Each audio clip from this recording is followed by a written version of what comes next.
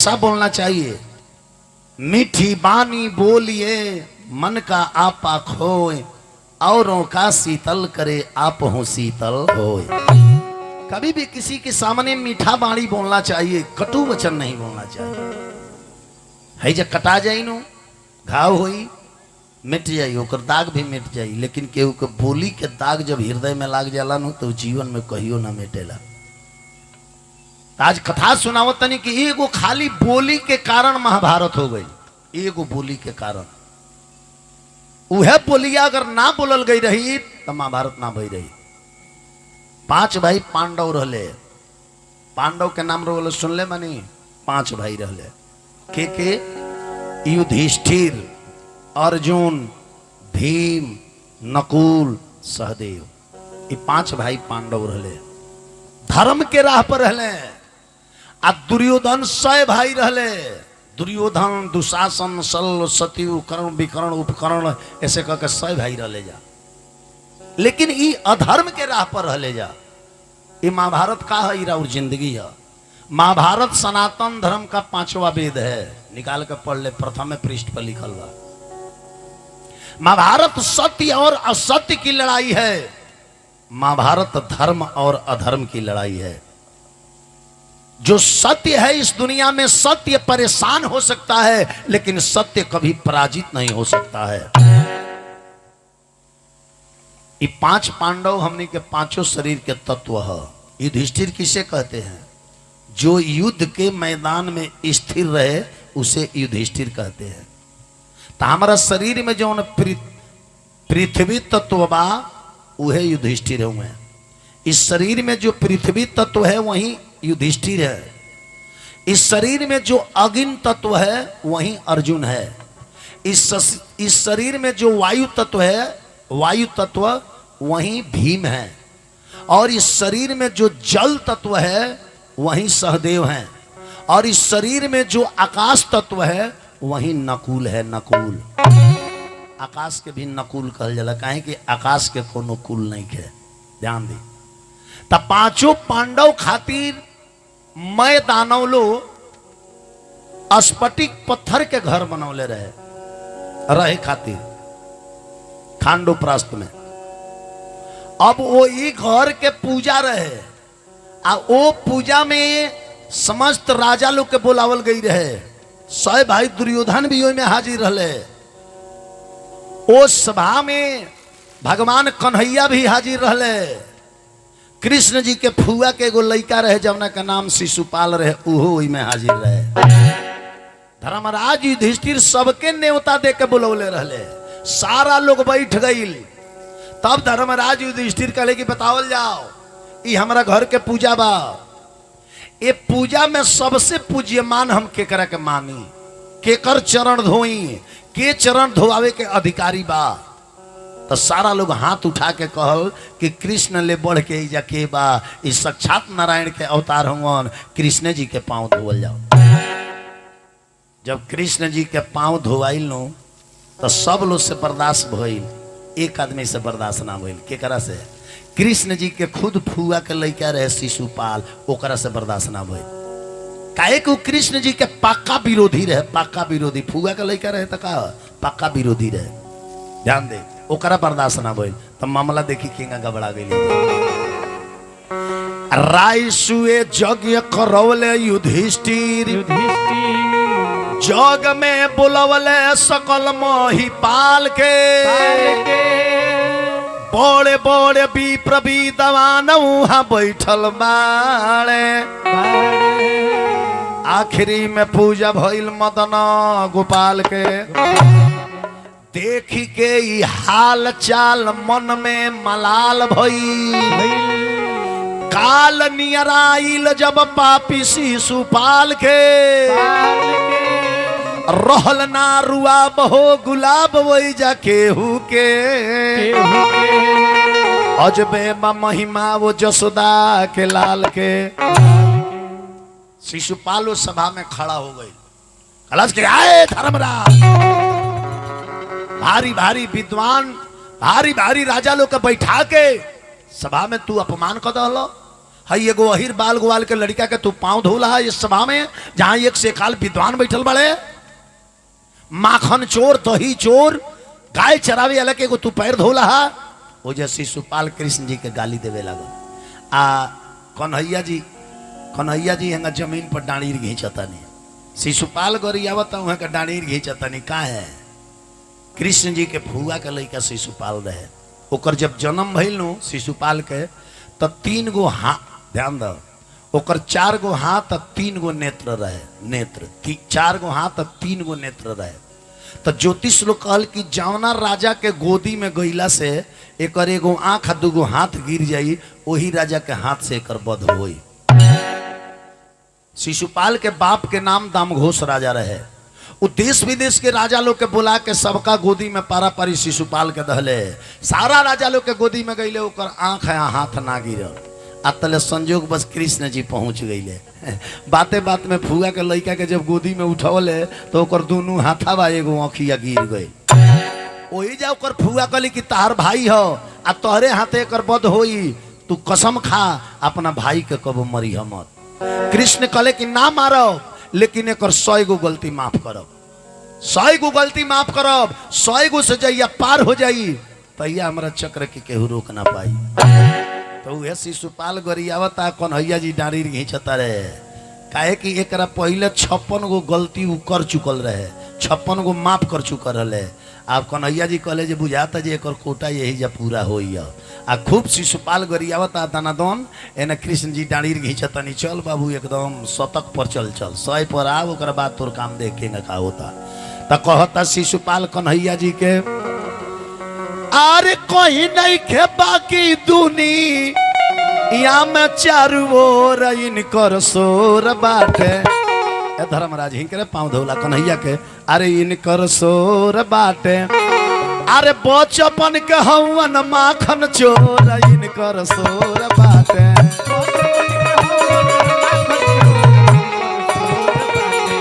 बचपन के हवन माखन चोर इनकर शोर बाटे।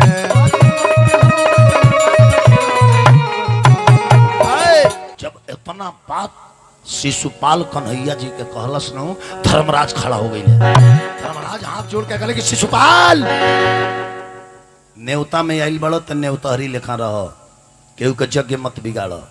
आ केहू के नेवता में जाए नो तो जग बनावे के कोशिश करे, बिगाड़े कोशिश मत करे। ए बार जग के बिगाड़ता, रौरा घरे लड़का के बियाह बनो तो आधा से अधिक जग के बिगाड़ेला। वो घर के जे दुलरुआ सार होई से, दुलरुआ जीजा होई से, आना तो फूफा के लड़का ना तो मामा के लड़का, इहे जगिया बिगाड़े ले। बारात जाता ऑर्केस्ट्रा में सबसे पहले मार उहे जमावे ले जा। आ जब 2-4 बांस गिर जाई तब पता लगी कि रे तो दुल्हावा के फूफा के लड़का हो। विचार करी तो केहू के जग में जाई तो जग बनावे के कोशिश करी, बिगाड़े के ना। शिशुपाल कहले कि धर्मराज कहले कि शिशुपाल वचन संभार के बोलो, संभार के बोलो। बढ़ जाता भीम खड़ा हो गई। भीम कहले कि शिशुपाल, अरे सुन शिशुपाल मानो, सुन शिशुपाल मानो, अरे बतिया हमार हो बिगाड़ जानी जगिया के, अरे बिगाड़ जानी जगिया के, करना विचार हो बिगाड़ जानी जगिया के। आए करना विचार हो बिगाड़ जानी जगिया के।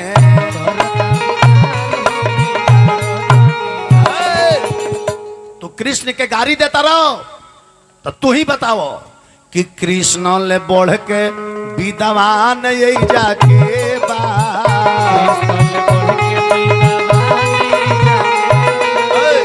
पल बुद्धि वेद के खजान यही जाके बा।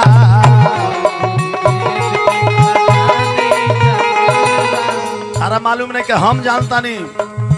नरतन धरी हरी, नरतन धरी हरी, ले ले अवतार हो बिगाड़ जानी जगिया के, करना विचार हो बिगाड़ जानी जगिया के।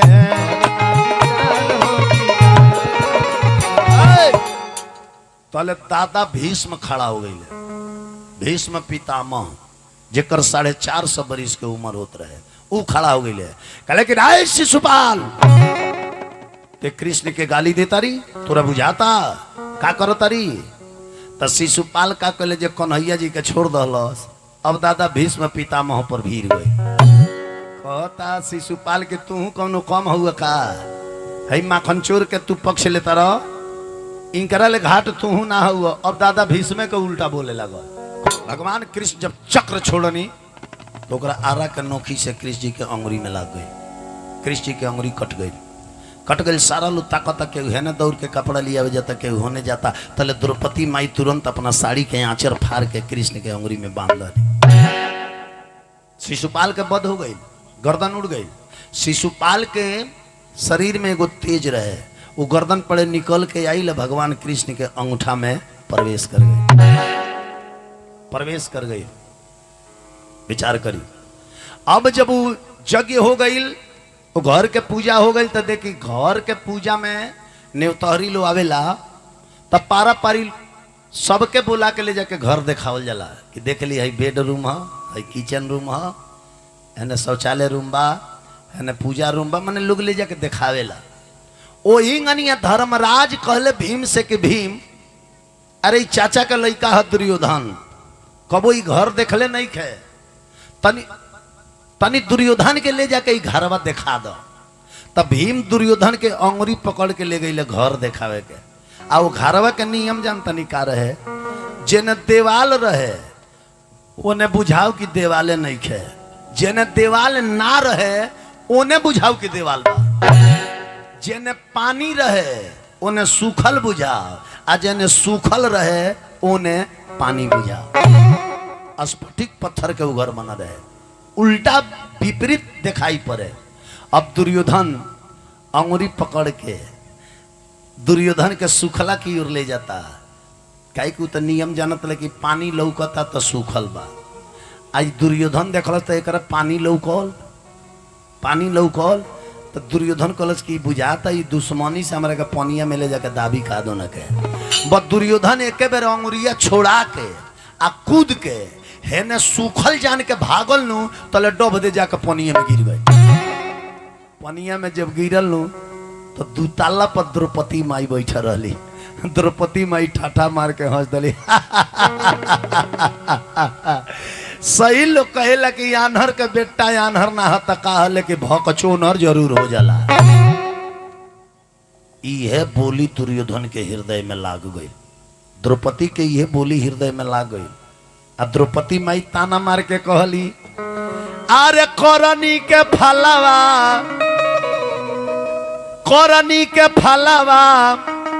अरे मिलेला जरूर 10 तूर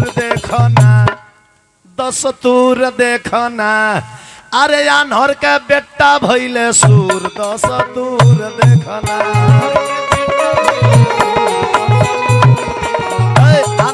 यह बोली, यह द्रौपदी के ताना मारल बोली दुर्योधन के हृदय में लाग गई।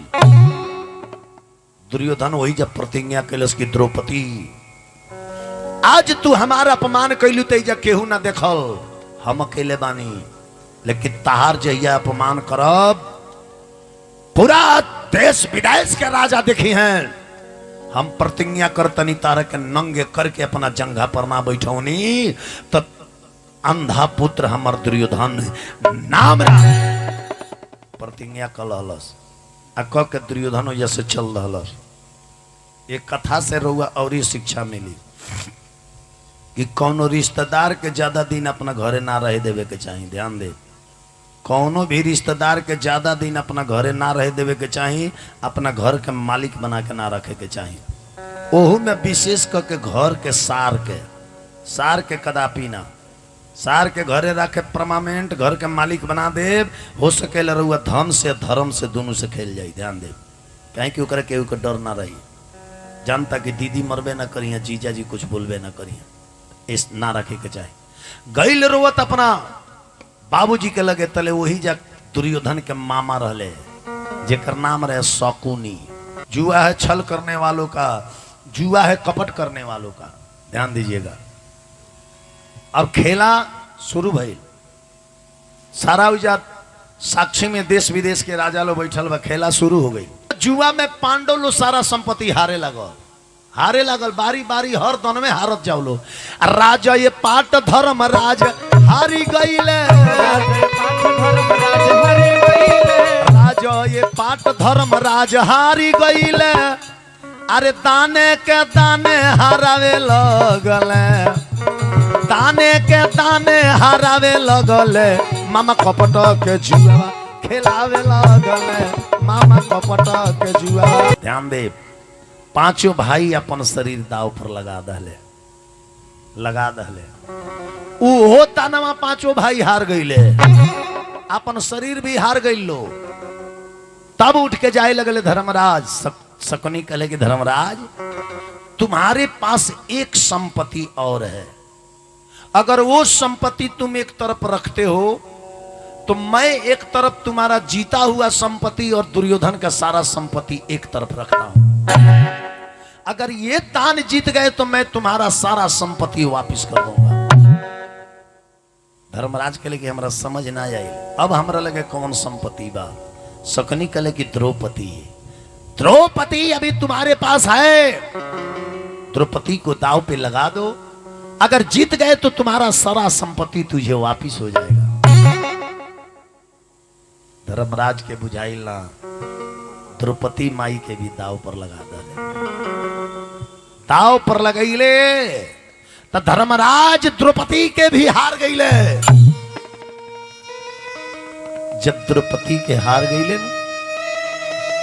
तब पांचों पांडव वही बैठ के रोवत हलो। इंसान के समय जब हाथ से निकल जाला नो, रोवल छोड़ के बाकी कुछ ना रह जाला। दुनिया रोवत रे कि झर झर बरसेला रे नयनवा, हरे करमवा उलटा रे भइले।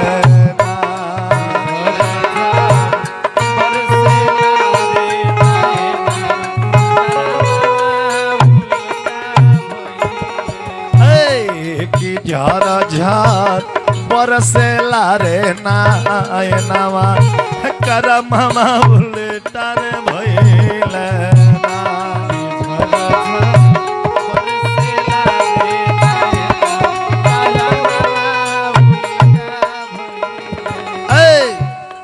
राज ये पाट धर्म राज हारी गईले,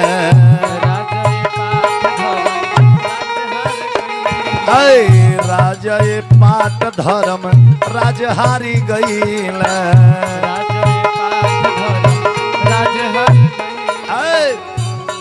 ए राजा हरले अपन जनानामा, करमवा उलटा रे भइले ना।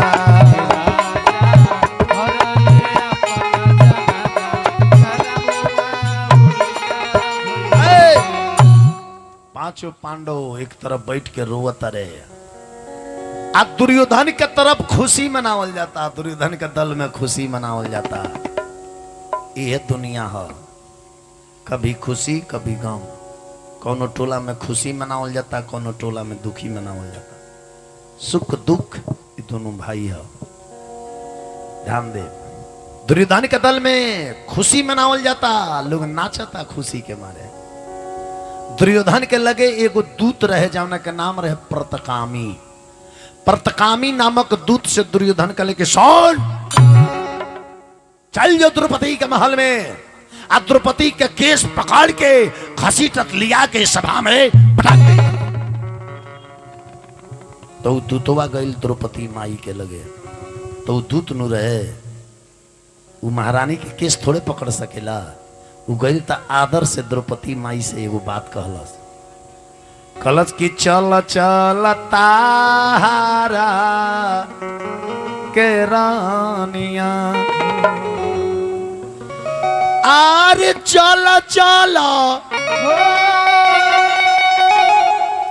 तारा के, आरे दुर्योधन बोलवले ये पांडव के प्यारी। अरे जल्दी से अरे हो जा तो यार ए पांडव के प्यारे,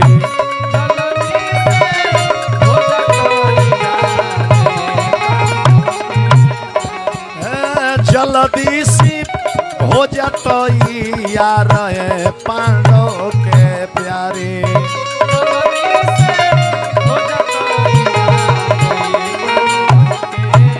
द्रौपदी माई सुनली तो कली क्या तुम्हारा राजा दुर्योधन मुझको बुलाया है? मुझको बुलाने वाला दुर्योधन कौन होता है? अरे जिस सभा में देश विदेश के राजा बैठे हैं, जिस सभा में मेरे 5 पति मौजूद है, वहां एक अबला स्त्री की क्या आवश्यकता पड़ गई? और तुम्हारे राजा दुर्योधन का क्या हक है जब मुझे बुलाए? वो लगता मेरा क्या है? मुझको बुलाने वाला होता कौन है? तो दूतवा कलश माई रुआ नहीं जाना, रौरा ऊपर दुर्योधन का हक हो गई बा, रौरा ऊपर दुर्योधन का हक बा। कली क्या मेरे 5 पति के रहते दुर्योधन का हक मेरे ऊपर कैसे? तो दूतवा कहला 5 राउर पति रनिया जुआवा के खेला ले पांडव के प्यारे।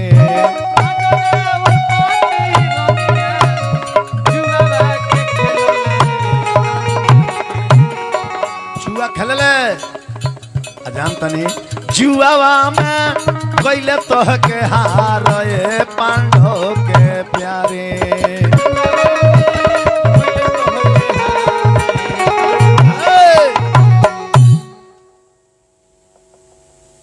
द्रौपदी माई पूछली कि पहले ये बताओ कि 5 पति पहले मुझे हारे हैं कि पहले अपने आप को हारे हैं? दूतवा कलश की 5 पति राउर पहले अपने आप के हार गई हलो, एक बाद रउआ के हारल हलो।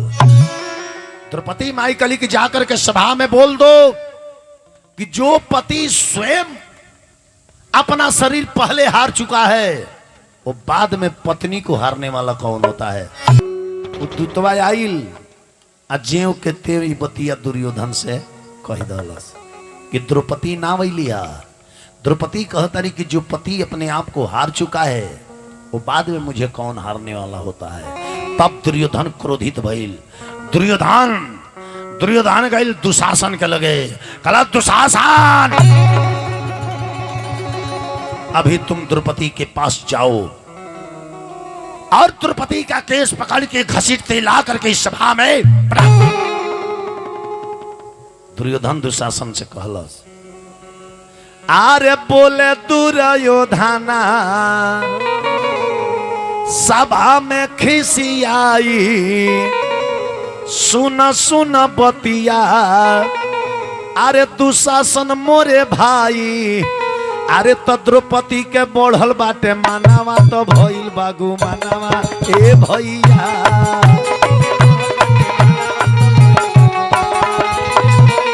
अरे द्रौपदी के बढ़ल बाटे मानावा, तो भइल बागु मानावा ए भैया।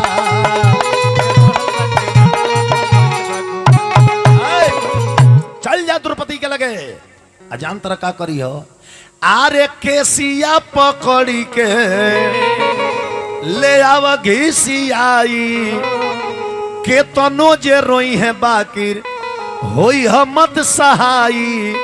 अरे तबे टूटी मन के गुमानावा, बढ़ल बाटे मानावा ए भैया।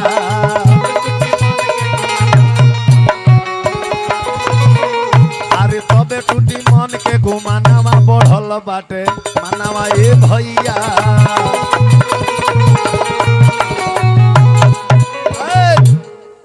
विचार करी। दुशासन गईल द्रौपदी माई केस खोल के आंगन में बैठा रही।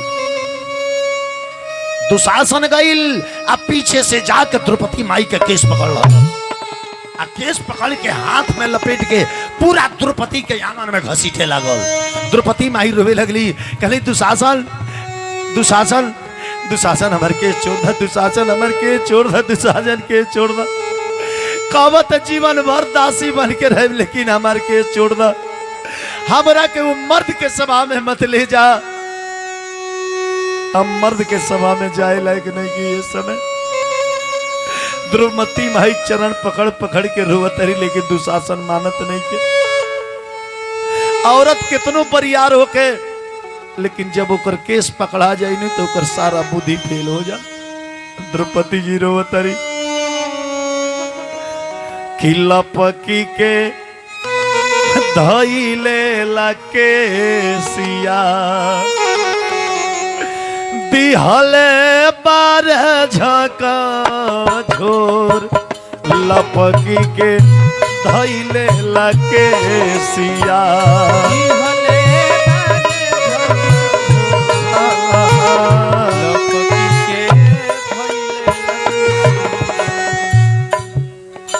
लपकी के धइले लके सिया दिहले बारे झांक जोरे।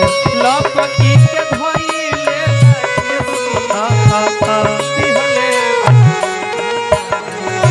अरे रोवतारी द्रौपदी मैया नैना से गिरा ताटे लोरे। रोवतारी द्रौपदी मैया नैना से गिरा ताटे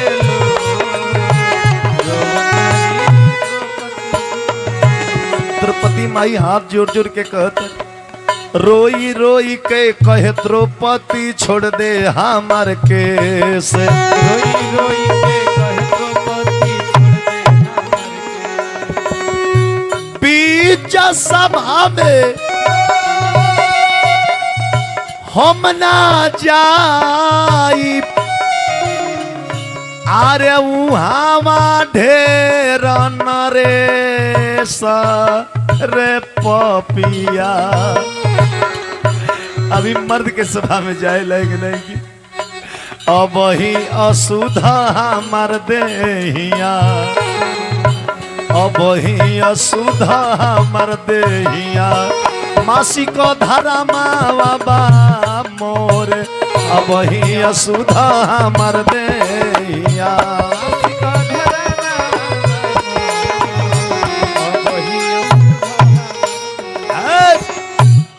द्रौपदी का रोवल जब दुर्योधन के माई गंधारी सुनली, दुर्योधन के माई गंधारी जब द्रौपदी के रोवल सुनली तो गंधारी आंख पर पटी बनले रही। कहली कि बेटी द्रौपदी काहे रोवतारू हो, काहे रोवतारू। द्रौपदी कहली कि मैया जी हई देख ली राउर लइका दुशासन हमार केस पकड़ के अंगना में घसीटता रे। जा देश विदेश के राजा लोग बैठल बाबू सभा में हमरा के लेके जाता रे। मैया जी हम मर्द के सभा में जाए लायक नहीं कि दुशासन के माना कर दी, माना कर दी। लेकिन दुशासन ना माना, घसीटत लेके आई द्रौपदी जी के, आ घसीटत लिया के भरल सभा में पटकलस तो द्रौपदी माई शर्म के मारे अपन आंख ढांक लली, शर्म के मारे आंख ढांक लली। तब दुर्योधन कलश के दुशासन द्रौपदी के साड़ी खोल दे। साड़ी खोले वाला शब्द जब द्रौपदी माई सुनली कहली कि अब एजा शर्म करे तो हमार लाज ना बाची। तब द्रौपदी माई आंख तर से हाथ हटौली, चारों बगल नजर घुमा कर देखे लगली कि सभा में बैठल के बा कि हमार साड़ी खुले की बात हो गई लाई में केहू बोला तो नहीं खे। देखली नो तो सबसे ऊंच आसन पर वो खानदान के दादा बैठे रहे, भीष्म पितामह जेकर 450 बरिस के उम्र होत रहे वो बैठे रहे। द्रौपदी खली कि जहां दादा बैठल बड़े के माई के लाल बजे द्रौपदी के साड़ी खोल दी। लेकिन दादा भीष्म पितामह भी कुछ ना बोलले, मुड़ी गाल ले नीचे। द्रौपदी माई कहली कि दादाजी अरे वैसे एगो प्रश्न करब, जो पति स्वयं अपने आप को पहले हार चुका है क्या वो बाद में अपने पत्नी को हारने का हकदार होता है? सत्य बताइए जे क्या धर्मराज मुझको हार चुके हैं? दादा भीष्म पितामह मुड़ी नीचे कलह, कुछ जवाब ना दल। गुरु द्रोणाचार्य के लगे गईली, वो ना बोले मुड़ी नीचे कलह। पांचों पांडव की ओर तकली, वो लो मुड़ी नीचे कलिया। जबकि वो ना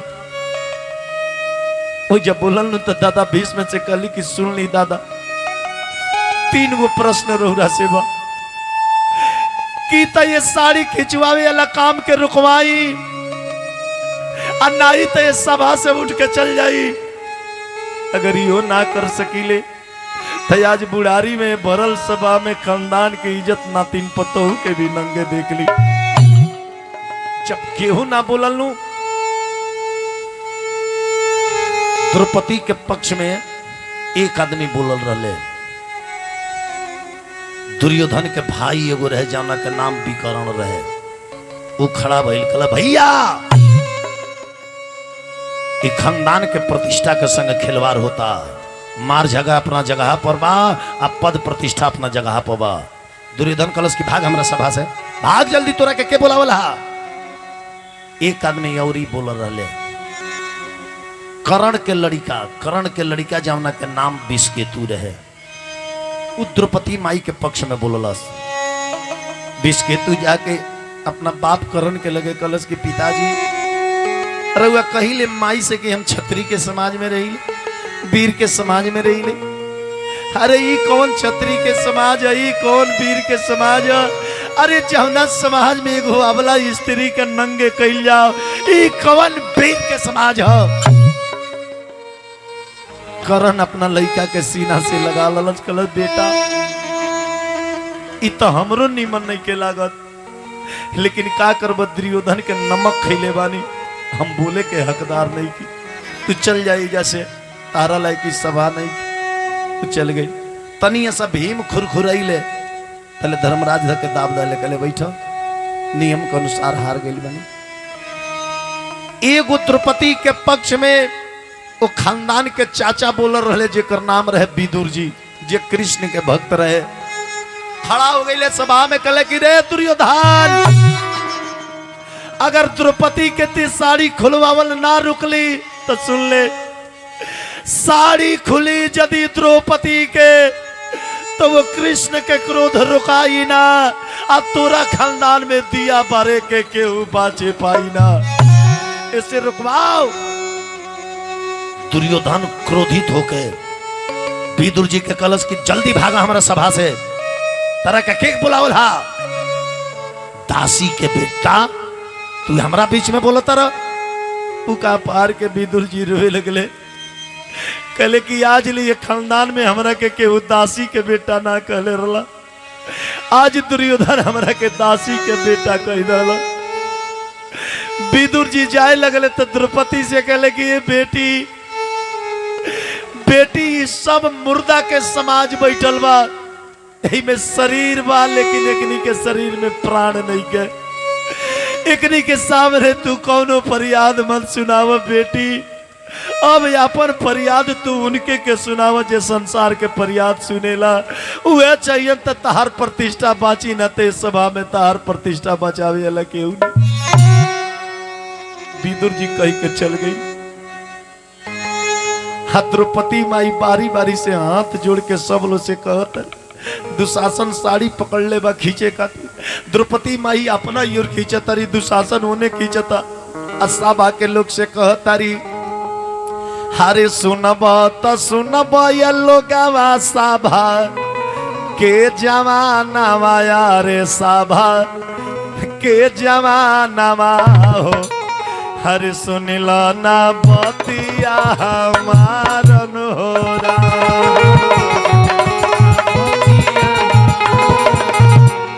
गिरामा हो, सुनिला ना बतिया हमारन हो।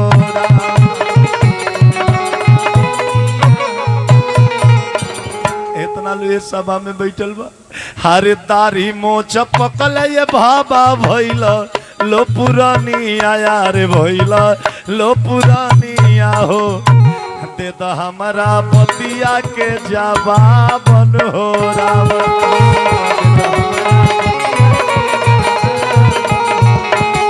द्रौपदी माई साड़ी अपना योर खींचत तारी, दुशासन अपना योर खींचत।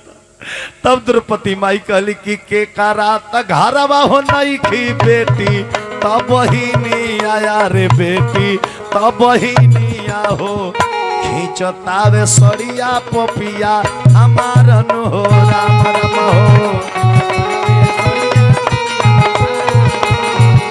कि राम हो खींचतावे सड़िया पपिया हमारन हो राम।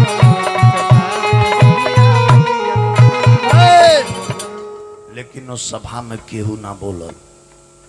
तब द्रौपदी माई एक हाथे साड़ी पकड़ ले बा, एगो हाथ ऊपर उठौले बाड़ी, अपना भैया कन्हैया के याद करे तरी, कह तरी कन्हैया अगर भाई के रहते बहन के प्रतिष्ठा चल जाओ तो भाई के जियला के धिक्कार होला। बहन जब भाई के कलाई में राखी बांधेली, भाई के पूजा करेली, भाई कसम खाले की बहन जब तक ले हमारा बाह में ताकत रही, शरीर में प्राण रही, बहन तारा ऊपर कोनो आंच ना आवे दे। एक कन्हैया भैया आज आवो आके लाज बचाओ न, ताज तारा बहिना के लाज लूट गए। कह तारी अपना बहिना के हो, हारे अपना बहिना के लाज ना बचाइब त भाई हो के का करब।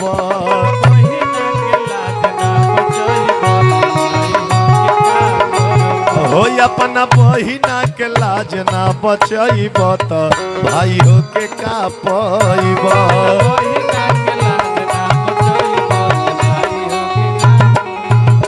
द्रौपदी कहतरी याद पर कन्हैया याद पर, याद पार जहिया ताहर कटल रहे अंगूरी। अरे याद पार जहिया ताहर कटल रहे अंगूरी, अंगूरी के बन्हनी हम फारी नाया चुनरी। ओ चुनरिया के हो चुनरिया के कर्जा ना चुकइब त भाई हो के का पइब।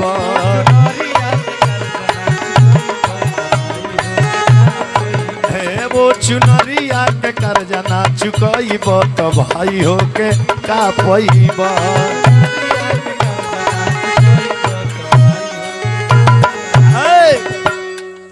कृष्ण के पुकार तरी, लेकिन द्रौपदी के आवाज कृष्ण के लगे नइखे पहुंचत। काहे नहीं के पहुंचत? अभी पूरा कृष्ण में भरोसा ना कैले रहली। एक हाथे सड़िया जी पकड़ले रहली, एक एगो हाथ में ऊपर कैले रहली, एक हाथे पकड़ले रहली, यही से उनकर आवाज कृष्ण के लगे ना पहुंचे। आ कहतारी धाव धाव धावे कन्हैया,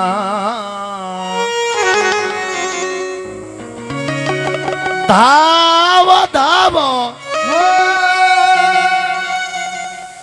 धावे कन्हैया, इज्जत मोरा लू तलेरा। हई दुष्ट दुशासन दुराचारी, दुष्ट दुशासन दुराचारी, इज्जत मोरा लो पेलाए राम। दुष्ट दुशासन दुराचारी,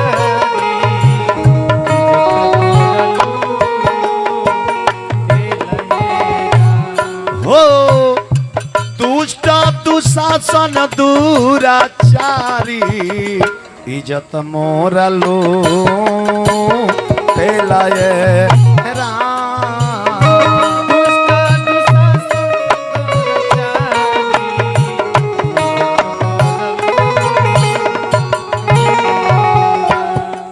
अगर कन्हैया तू समझत होखबा कि हमार 5 गो पति बालो हमार रक्षा करी ले, ना एक नैया ना जे हो आसर है पांचों पति पर उहो आस टूटल राम। आस रहे पंचपति पर से हो आस जे हो आसर है पांच पति पर उहो आस टूटल राम। गांडीवधारी बलकारी गांडीवधारी बलकारी अर्जुन के सिर झोंकल राम।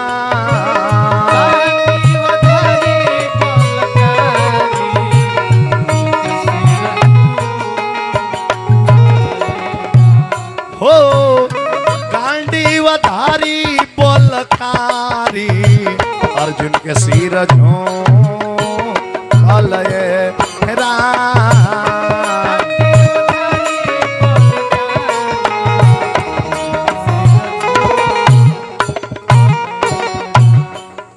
द्रौपदी माई के आवाज कब पहुंचल कन्हैया जी के लगे आय?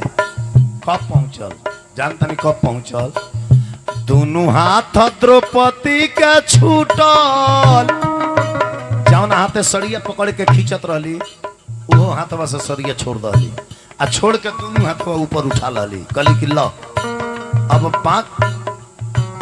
बाँच जाई तो तहार आ ना बाँची तो तहार। अब में हमार कोनो मान सम्मान के बात नहीं के दुनिया तारा के हंसी की चक्रधारी कन्हैया के बहन के सारी खुल गई कन्हैया कुछ ना कर पौले। अब रह जाते तहार चल जाते तहार दोनों हाथ ऊपर कलहली पहले तुरंत द्रौपदी की आवाज कन्हैया के लगे पहुंच गई। दोनों हाथ द्रौपदी का छूटल कन्हैया जी में जूटल राम।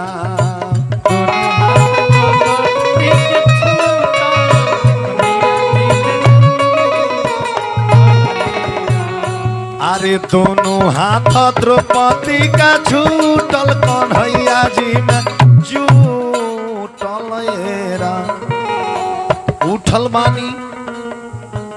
उठल बानी प्रभु रहनी सूतल उठल बानी प्रभु रहनी सूतल इज्जत मोरा लो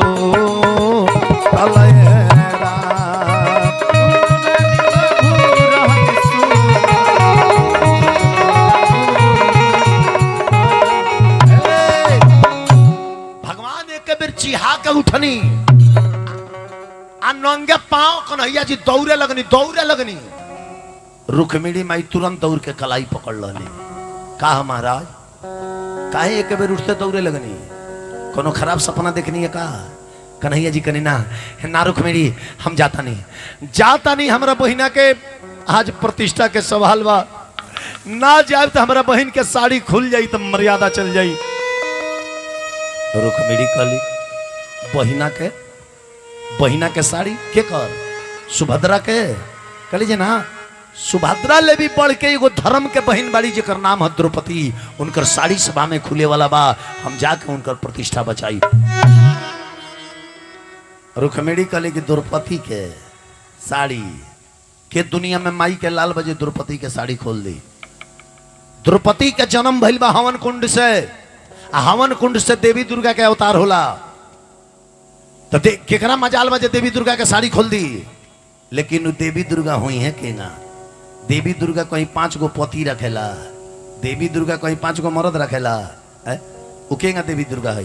कन्हैया जी कहीं खबरदार हमारा द्रौपदी के बारे में ऐसा शब्द कहिए मत। उनकरा 5 गो पति होके के कारण बा 5 पति 5 जाना ना हुए एक ही गो इंद्र ध्यान दी हमरा तरफ कथा पर एक ही गो इंद्र 5 रूप में उनकर 5 गो पति होंगे। एक ही गो इंद्र 5 रूप में उनकर 5 गो पति होंगे। उनका 5 गो पति मिले के कारण बा। रुक्मिणी माई कली जे कारण तब बताई। कन्हैया कले कि कारण बतावे लागे तने उन्हें साड़ी खिंचा जाई कली रुक्मिणी जी का हमार प्रश्न खाली जाई एकर जवाब ना मिली। कली के रुक जा जवाब दे, पहले साड़ी खिंचवावल रुकवावे द बस कृष्ण जी टप दे अपन चक्र छोड़ दनी। चक्र छोड़ नहीं तो जहां साड़ी खिंचात रहे उ चक्रवा आकाश में से एक बेर चमचमात नीचे आवे, आ एक बेर चमचमात ऊपर जा, चमचमात नीचे आवे, चमचमात ऊपर जा। अभी देख के सारा सभा के लोग सन्नाटा हो गई। अब दुशासन भी साड़ी खींचल छोड़ दहल, सारा लोग ठहराइल बा। आ सारा लोग जानता नहीं का कहता, दिन ही खन का हो गई। अरे चम चम बिजुरिया दादा दिन ही में चमके लागल। अरे चम चम बिजुरिया दादा दिन ही में चमके लागल। तब बदरी से गरजे हो लागल आसमान। बदरी से गरजे हो लागल आसमान। अरे सड़िया खिंचाला का दुशासन छोड़ले बा। अब जितना दुशासन के दल के रहले से ओकनी के जानतनी का बुझाता कि धरती पर अवतार सूरज भगवान। धरती पर अवतार सूरज भगवान। आज भगवान के भक्त रहे उ लोग का कहता सूरज भगवान ना हुआ। अरे चक्र ई सुदर्शन हो कन्हैया जी के नाचता है। अरे चक्र ई सुदर्शन हो कन्हैया जी के नाचता है। आगे भेजले बाड़े पाछे वही है भगवान। आगे भेजले बाड़े पाछे वही है भगवान। अरे चक्र ई सुदर्शन हो कन्हैया जी के नाचता है। अरे चक्र ई सुदर्शन हो कन्हैया जी के नाचता है। एही में केतना लो बैठ के करतावे जलपान। अरे बिना पनिया के हलचल बाबा एने गावता रे। केतना लोग के बाटे जिलेबी पध्या। अरे चक्र ई सुदर्शन हो कन्हैया जी के नाचतावे। अरे चक्र ई सुदर्शन हो कन्हैया जी के नाचतावे। साड़ी खींचल रुक गई, जे जहे के तहे बैठ गई। अब कन्हैया जी विस्तार पूर्वक रुक्मिणी से बतावे लगनी कि सुना द्रौपदी के 5 गो पति काहे मिलले। द्रौपदी बचपन में शंकर जी के बड़ी पूजा करस, बड़ी पूजा करस शंकर जी के। तो उनकर माई कहली कि बेटी तू शंकर जी के रोज पूजा कर तारू, अगर शंकर जी कहियो तारे के दर्शन दे देसनु तब बेटी तू अपना जोगे खूब सुंदर पति मंगी है पति। तो लड़का के जी पूजा करे गईली, खूब प्रेम से पूजा कैली। तले शंकर जी गांजा पियला के सुर में दर्शन दे दले, भांग खैला के सुर में, भांग खैला के सुर में दर्शन दे दले। अब शंकर जी करे कि बेटी तेरा पूजा पर खुश मानी कोनो वरदान मांगा, वरदान मांगा। तो लड़का के जी माई कहले कि दर्शन दे दिए तब पति मंगी। एक एगो बतिया जीद पकड़ के 5 हाली कह दली। कहले कि महादेव जी हमरा कुछ न चाहिए, हमरा पति चाहिए, पति चाहिए, पति चाहिए, पति चाहिए, पति चाहिए। 5 हाली केंगा लइकवा जीद पकड़े लसन, ठाने लसन। त का कहले हमरा कुछ न चाहिए, हमरा मिठाई चाहिए, मिठाई चाहिए, मिठाई चाहिए। ओने जीद पकड़ के कह दली हमरा पति चाहिए, पति चाहिए, पति चाहिए। अब शंकर जी बुझनी कि 5 गो पति मांगती है। शंकर जी कहनी तथा अस्तु जा, ऐसा ने होई। तले बगल में मैया पार्वती रहली, मैया पार्वती रहली तो कहली कि आई बाप ल ये दादा बन गई काम, जैसा ने मंगनिहार वैसा ने देनिहार, दोनों जना में भेंट हो गई बा।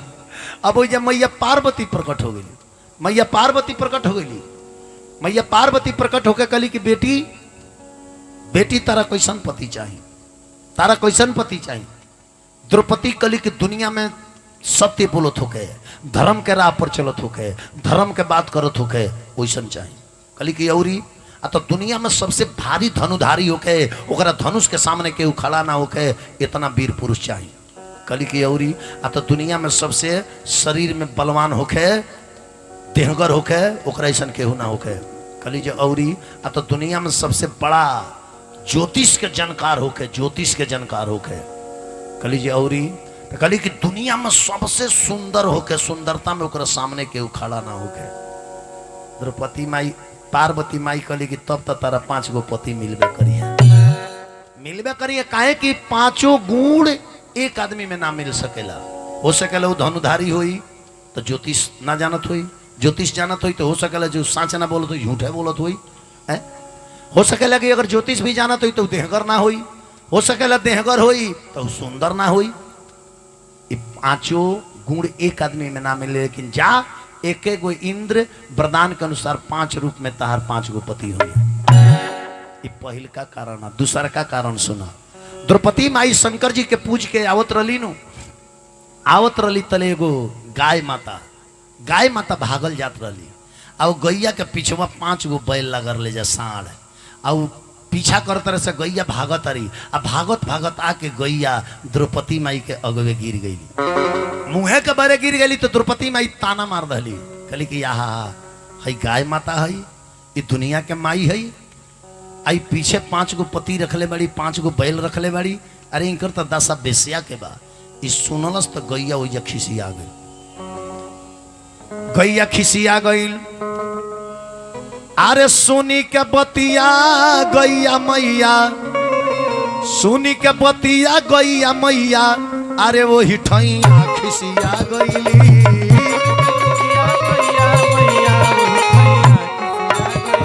अरे सुनी के बतिया गैया मैया, वो हिठैया खिसिया गईली।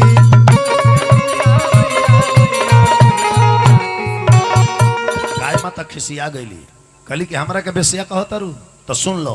अरे पवले बाड़ू नर के तनवा, अरे तोहरो मिली है 5 सजनवा। गैया श्राप दल द्रौपदी माई के कि पवले बाड़ू नर के तनवा, आ तोहरो मिली है 5 सजनवा। आ हमरे गतिया तोहरो होई, हमरे गतिया तोहरो होई। तो गैया श्राप सुना दिहली।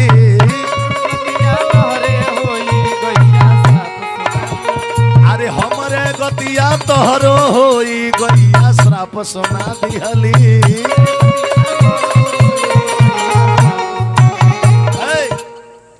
ये तो कारण है। रुक्मिणी कहली कि चली ई तो हम जान गई नहीं, ई तो जान गई नहीं।